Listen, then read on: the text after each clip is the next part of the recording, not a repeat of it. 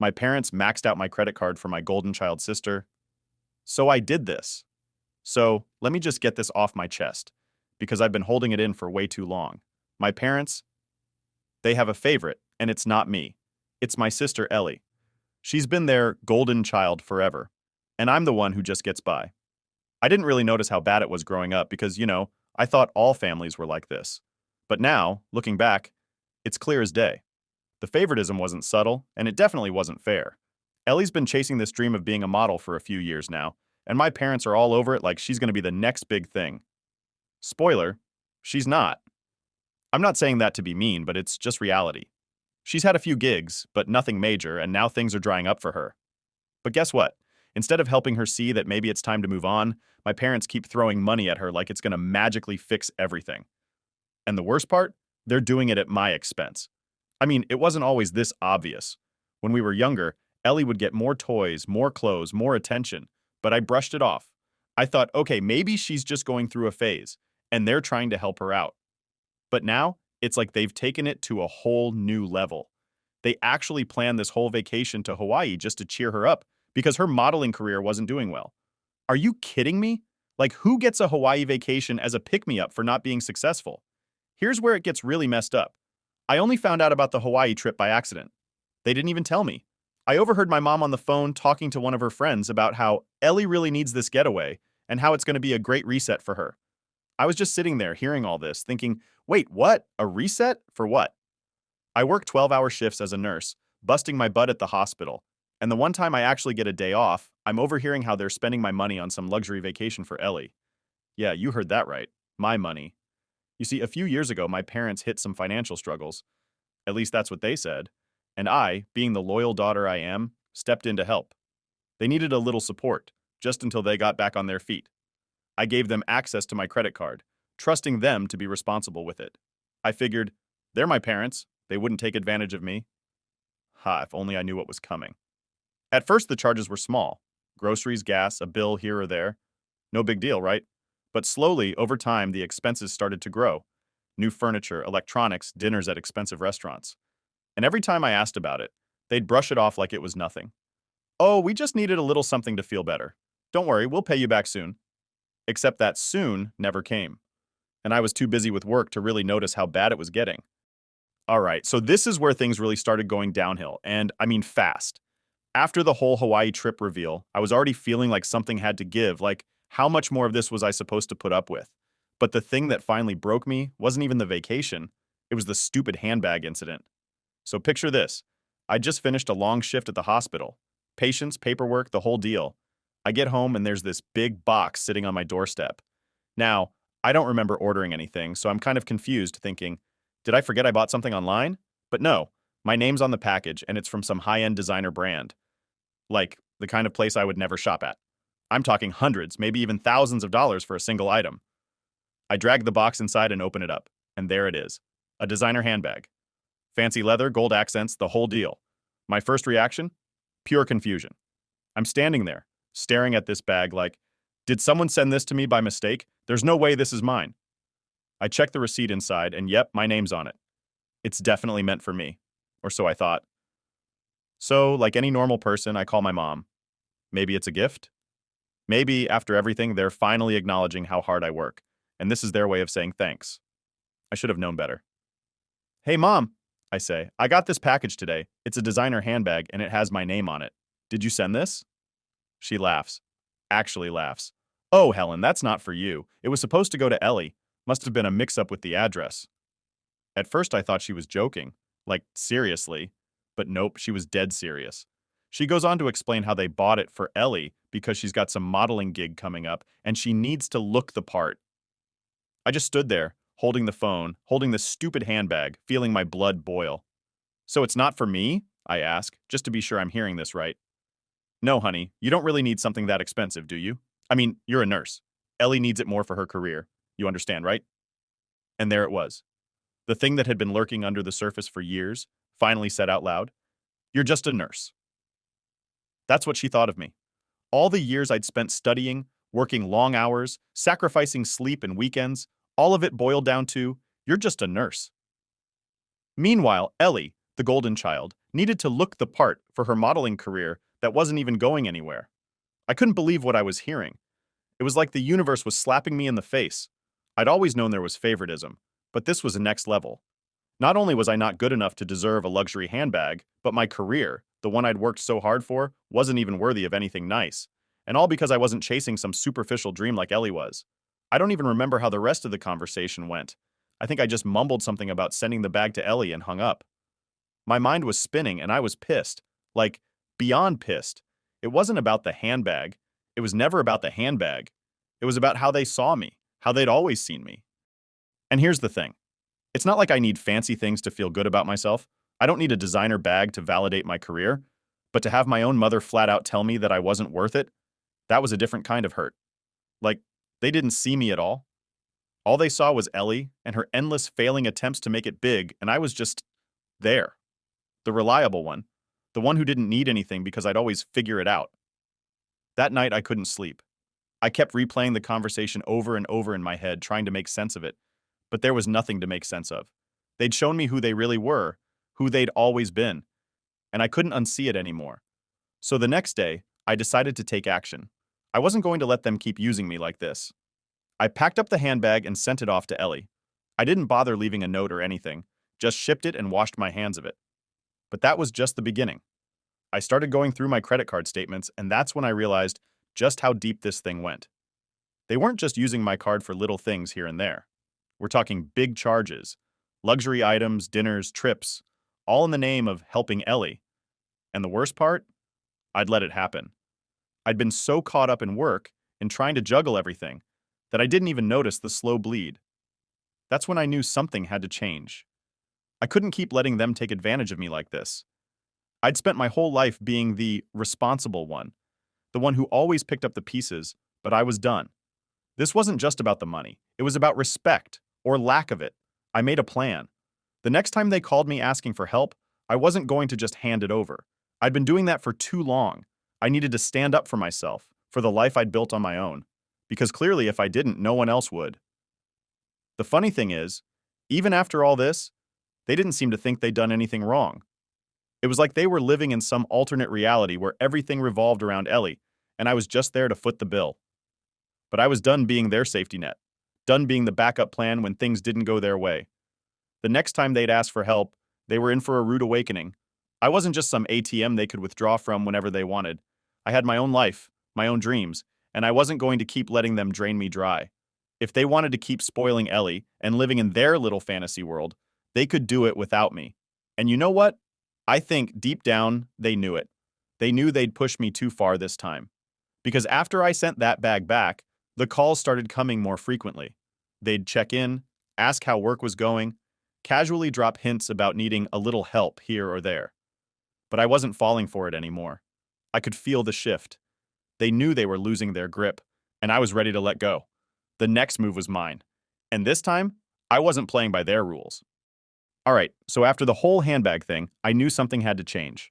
My parents were clearly just using me to bankroll their lifestyle, and I had let it go on for way too long. But this time, I wasn't going to let them get away with it. I'd been keeping quiet, playing along, trying to be the good daughter for years, but enough was enough. They thought they had me under control. They thought I'd just keep paying for their mistakes and covering for Ellie's failures without a second thought. But I had other plans, and the best part? They didn't see it coming at all. So here's what went down. After shipping the handbag back to Ellie, I spent a couple of days thinking about how to handle this whole situation. I could have just cut them off completely right then, but I knew that wouldn't teach them anything.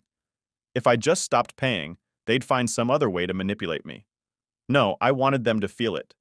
I wanted them to understand what they'd done to me for all these years. That's when I came up with the idea. I was going to let them go on their precious vacation, but I wasn't going to fund it. Not this time. They'd been planning this Hawaii trip for months, all for Ellie, of course. My parents were acting like it was going to be the highlight of the year. Luxury hotels, fancy dinners, spa treatments, the whole 9 yards. And they were going to pay for it all with my credit card. Or so they thought. I waited until the night before they were set to leave. They were packing up, all excited, talking about how this trip is exactly what Ellie needs right now. I showed up at their house, pretending to be totally fine with everything. Played the part. I even told them, hey, I got you a new credit card. The old one's been acting up lately, And I don't want you to have any issues while you're in Hawaii. My mom looked at me with this relieved smile, like she actually thought I was doing her a favor. Oh, Helen, you're such a lifesaver. We were worried the old card might not work. You always know just what we need. Yeah, I bet I do, Mom. I handed her the card, keeping my face completely neutral. Inside, I was ready to explode, but on the outside, calm. I knew what was coming and I was ready. The card I gave them wasn't new at all. It was canceled. Totally useless. But I didn't tell them that. I let them pack their bags, get all hyped for the trip, and sent them on their way.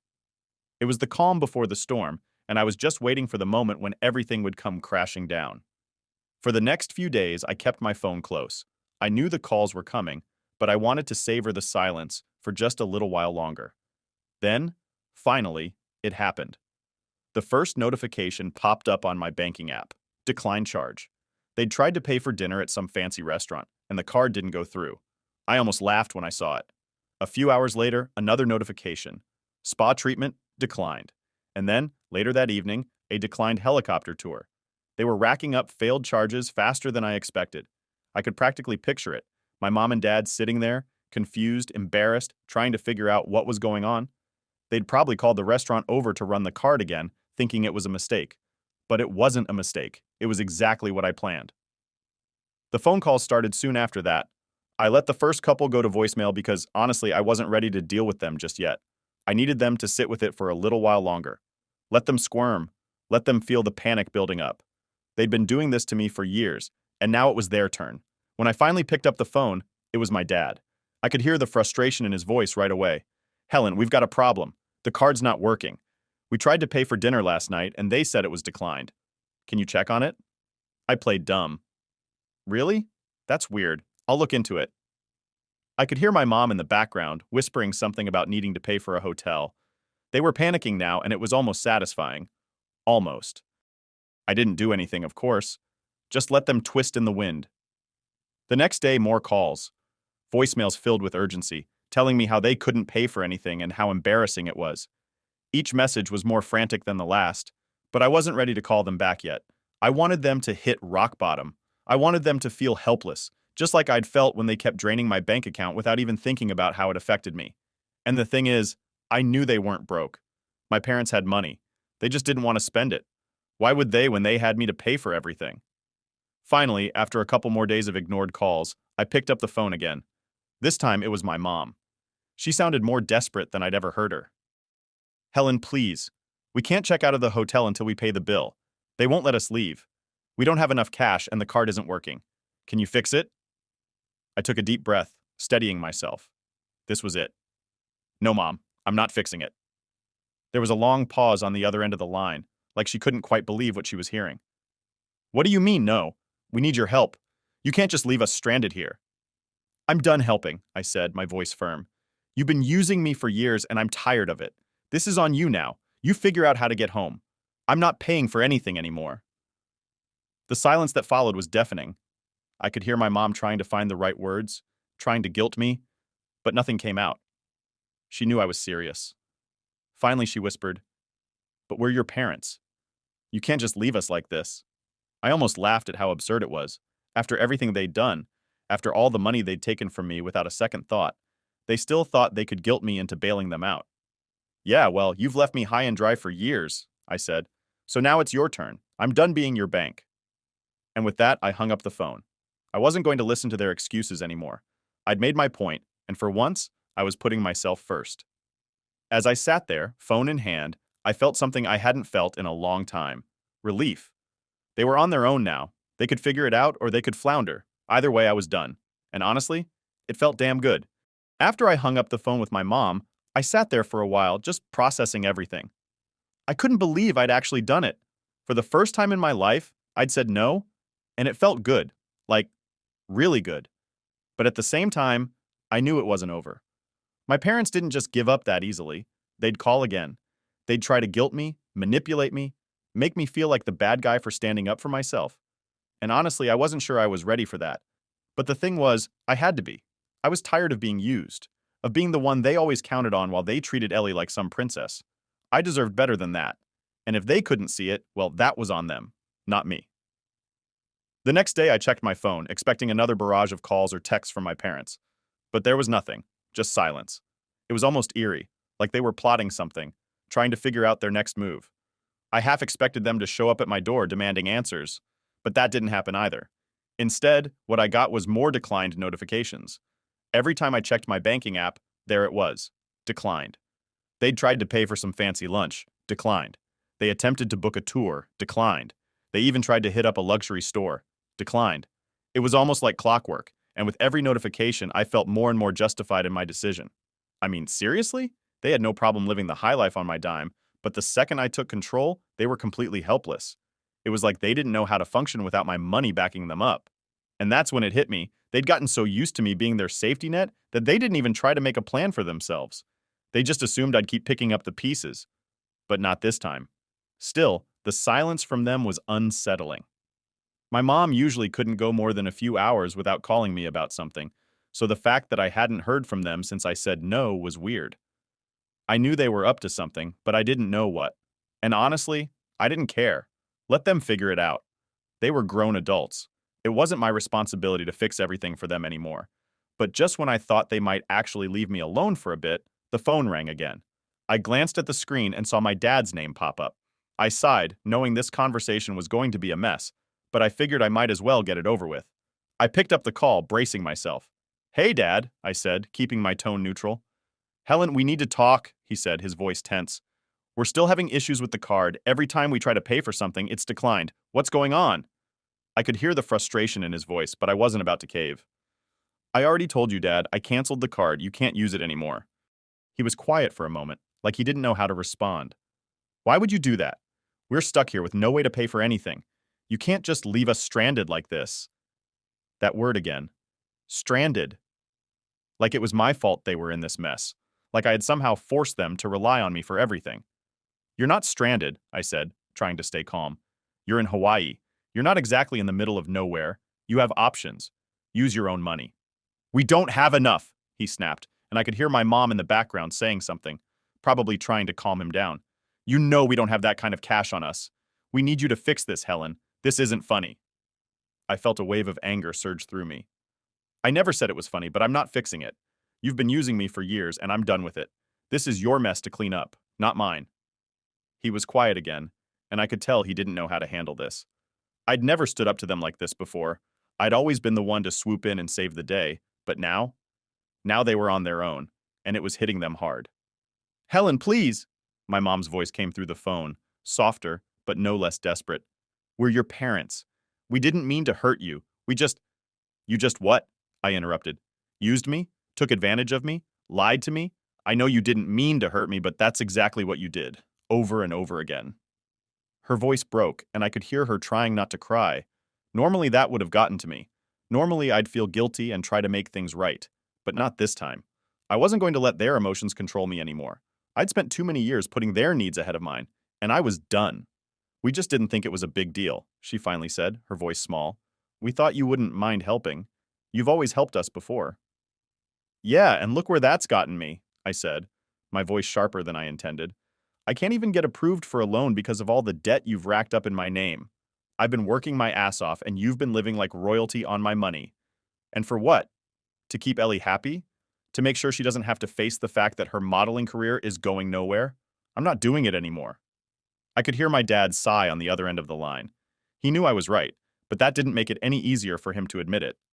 "We didn't mean to put you in this position, Helen. We thought—" "You didn't think," I cut him off. "You never think about me. You never think about what I need or what I'm going through. It's always about Ellie, and I'm done with that." There was another long pause. I could tell they were both struggling with what I was saying, but at this point, I didn't care. They needed to hear it. They needed to understand that things were different now. "We'll figure it out," my dad finally said, his voice resigned. "We'll find a way home." "Good," I replied, feeling the weight of the conversation start to lift. "That's what you should have been doing all along." After I hung up, I sat there for a while, just letting the silence sink in. It was done. The fight was over, and for the first time in a long time, I felt like I had control over my own life. My parents were on their own now. It was up to them to figure out how to deal with the mess they'd created, and me, I was finally free. Update 1. After that last conversation with my parents, I thought maybe, just maybe, they'd finally get the message. But of course, that would have been too easy, right? Things never go that smoothly with them. A few days after I told them to figure it out themselves, I get another call from my mom. At this point, I'm thinking, what now? But I pick up because honestly, I want to see if they've learned anything. Spoiler alert, they hadn't. Helen, we're still in Hawaii, she says, her voice practically shaking. Now, I already knew they hadn't left yet because I'd been keeping an eye on my credit card just in case they somehow managed to get access again. But hearing her say it made me roll my eyes. I could tell she was trying to guilt trip me, but I wasn't biting. Yeah, I figured, I replied. So, what's your plan? She hesitated for a second. We, well, we're kind of stuck.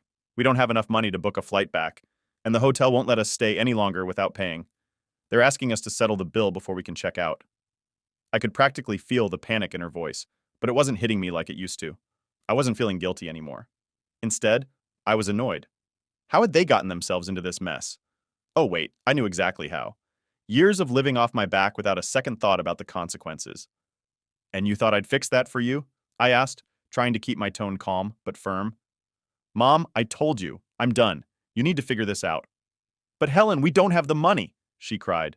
And I could hear my dad in the background mumbling something about selling something or borrowing from someone. The desperation in her voice was real, but that didn't change the fact that they'd dug this hole themselves. I wasn't about to jump in after them. I sighed. You've had years to figure out how to manage your money. You chose to ignore that and live like I'd always bail you out. Now, you're going to have to deal with the consequences. Her voice wavered. We made mistakes. We know that. But we're your parents. You can't just leave us here. That was the part that got me. They really thought I couldn't just leave them there. That no matter how much they'd used me, no matter how much they'd taken from me without caring about how it affected me, I was still supposed to step in and save them because they were my parents. But the truth is, I could leave them there. And I was going to. I can, I said, my voice steady. And I am. There was a long pause on the other end of the line. I could hear my mom trying to find the words to change my mind, but nothing came out. I'd made my decision, and for once, I wasn't wavering. Helen, please. My dad's voice cut in this time, sounding more defeated than I'd ever heard him. We're sorry. We know we messed up. We'll make it right when we get back, but we just need help this one last time. That one last time line? Yeah, I'd heard that before. Too many times, actually. And every time I'd believed it. Every time I'd given them another chance, only to watch them screw me over again. I'm not doing this again, I said, my voice firm. You've had enough chances. I'm not your backup plan anymore. But Helen, we're your family, my mom said, her voice barely a whisper. I took a deep breath, trying to keep my emotions in check. Yeah, well, I'm your family too. But you didn't care about that when you were using my credit card to fund Ellie's trips and dinners and shopping sprees. You didn't care about that when you were living off my money while I was working overtime just to keep up with your spending. They didn't have anything to say to that. And really, what could they say? They knew I was right. They knew they'd crossed the line, but they still thought they could somehow guilt me into helping them. Not this time.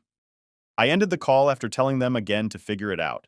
I knew it sounded harsh, but I wasn't going to let them walk all over me anymore. They were adults. They could figure it out. They had to. A few hours later, I got a text from my sister. Of course, it was about the same thing. Hey, Helen, Mom and Dad told me what's going on. Can you please just help them this one last time? They're really struggling and I feel bad. I almost laughed when I read it. Ellie, the golden child, the one who my parents had spoiled for years, was now asking me to feel bad for them. Where was she when they were taking advantage of me? Where was she when they were spending my money on her without a second thought? I didn't even bother replying. I was done with all of them. The next few days were quiet. No more calls, no more texts. It was almost eerie, but I figured they'd found some way to scrape together the money to get home.